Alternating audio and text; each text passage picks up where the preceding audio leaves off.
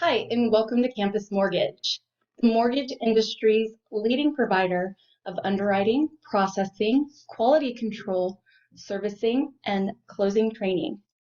Before we get started, please take a moment to read Campus Mortgage's disclaimer, and keep in mind the information contained in this video is time sensitive and subject to change without notice.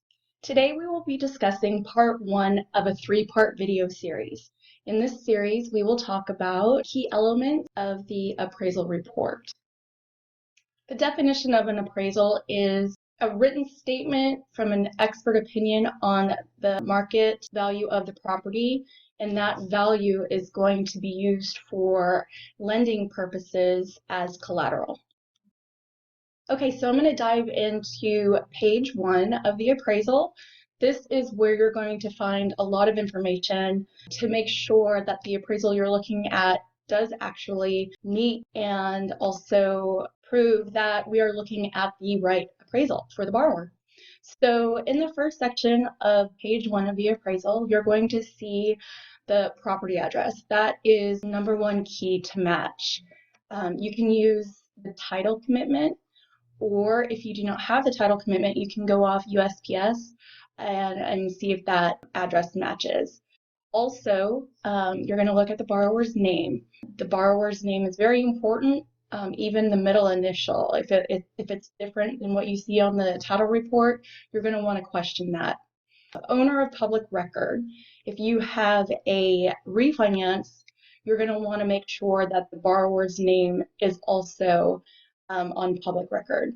If you have a purchase, you want to go ahead and compare that seller's name to the sales contract or the title commitment. Next, you're going to look at the county, make sure that that does match our legal description. Occupancy, if you are doing a refinance, you want to make sure that the property is owner occupied and not vacant or tenant, unless you're dealing with a residential refinance. If you're doing a purchase, you want to make sure that it does state either vacant or owner. Lastly is the legal description, and that is pretty important as well. You want to go ahead and cross-reference that with the title as well. Okay, page 1 continued. You're going to just go further down into the page 1, and you're going to see whether or not the assignment type is correct to your loan structure, whether it be a refinance, purchase, or other. In this section as well, you're going to determine whether or not the property is in fact a PUD or is not. A little further down, you're going to see information regarding the house. How many units is it? Is it a detached property? Is it an attached property? And that is very important for pricing reasons. You're also going to see year built. That is one key element you need to look for.